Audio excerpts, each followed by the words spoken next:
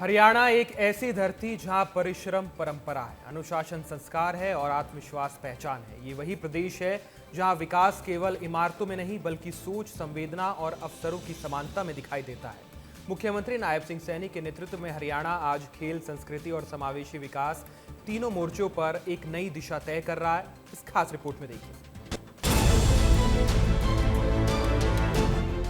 हरियाणा में खेलों की बहार है क्योंकि सीएम नायब सिंह सैनी के नेतृत्व में हरियाणा सरकार खेलों को लगातार बढ़ावा दे रही है। रोहतक के महर्षि दयानंद विश्वविद्यालय परिसर में जब देश के 26 राज्यों से आए 500 से अधिक खिलाड़ी मैदान में उतरे तो ये सिर्फ एक प्रतियोगिता नहीं थी, ये था मानव आत्मा की शक्ति का उत्सव। स्पेशल ओलंपिक भारत राष्ट्रीय एथलेटिक्स चैंपियनशिप उन खिलाड़ियों की कहानी कहती है जो चुनौतियों को पीछे छोड़कर संभावनाओं की ओर बढ़ रहे हैं। मुख्यमंत्री नायब सिंह सैनी इस आयोजन में मुख्य अतिथि के रूप में शामिल हुए। हमें खेल को केवल एक पदक और प्रतिस्पर्धा की दृष्टि से नहीं बल्कि मानव आत्मा की शक्ति और संभावनाओं के रूप में देखने की ये दृष्टि देता है। साथियों, यह मैदान पर दौड़ते, कूदते और जीतते के लिए संघर्ष करते हमारे खिलाड़ी हमें दिखाई देते हैं, हमें सिखाते हैं कि सीमाएं शरीर की नहीं होती। जब इस मैदान के ऊपर हमारे खिलाड़ी दौड़ेंगे और जीत के लिए संघर्ष करेंगे तो हमें ये प्रेरणा मिलती है कि सीमाएं शरीर की नहीं होती बल्कि सोच की होती है। प्रधानमंत्री नरेंद्र मोदी की सुगम्य भारत की सोच को आगे बढ़ाते हुए मुख्यमंत्री ने यहां ऐतिहासिक घोषणा की। हरियाणा में दिव्यांग खिलाड़ियों के लिए विशेष स्टेडियम बनेगा, सम्मान, सुविधा और आत्मनिर्भरता का बनेगा केंद्र। खिलाड़ियों के लिए आवासीय सुविधाएं भी होंगी। सीएम सैनी ने स्पेशल ओलंपिक भारत को 31 लाख रुपए और खेल राज्य मंत्री गौरव गौतम ने 21 लाख रुपए का अनुदान प्रदान किया। इसी क्रम में मुख्यमंत्री ने एमडीयू रोहतक परिसर में गर्ल्स स्पोर्ट्स हॉस्टल का शिलान्यास किया। करीब 5 करोड़ की लागत से निर्मित होने वाला ये हॉस्टल 150 छात्राओं को सुरक्षित, सुविधाजनक और प्रेरक वातावरण प्रदान करेगा। ये कदम महिला खिलाड़ियों को सिर्फ सुविधा नहीं बल्कि आत्मबल और आत्मविश्वास देने की दिशा में एक मजबूत पहल है। हरियाणा सरकार की खेल नीति आंकड़ों से नहीं परिणामों से पहचानी जाती है। पिछले 11 वर्षों में प्रदेश में खेल अधोसंरचना के विकास पर 989 करोड़ रुपए खर्च किए गए।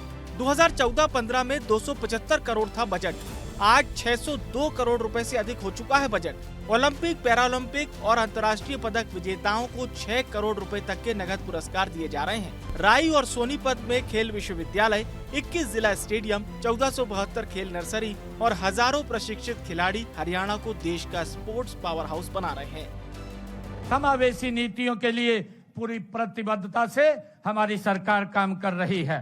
खेल इंफ्रास्ट्रक्चर का विस्तार हो, खिलाड़ियों के लिए चाहे वित्तीय सहायता की बात हो, प्रशिक्षण सुविधाएं हो और समान अवसर उपलब्ध कराने की हमारी प्राथमिकता है। साथियों, मैं ये भी बताना चाहता हूं कि हमने पूरे राज्य में खेल सुविधाएं विकसित करने पर पिछले 11 वर्षों में 989 करोड़ रुपए खेलों के इंफ्रास्ट्रक्चर को मजबूत करने के लिए खर्च किए हैं। खेलो इंडिया और हॉकी इंफ्रास्ट्रक्चर इसी विजन को आगे बढ़ाते हुए कुरुक्षेत्र विश्वविद्यालय में 5 करोड़ 50 लाख की लागत से निर्मित सिंथेटिक हॉकी मैदान का उद्घाटन किया गया। साथ ही 8 करोड़ रुपए की लागत से ऑल वेदर स्विमिंग पूल परियोजना का शिलान्यास भी हुआ।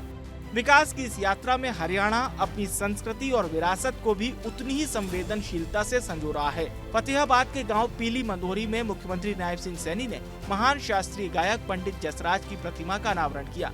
साथियों, पंडित जसराज जी ने इस समृद्ध सांस्कृतिक विरासत को आगे बढ़ाने का काम ये किया है।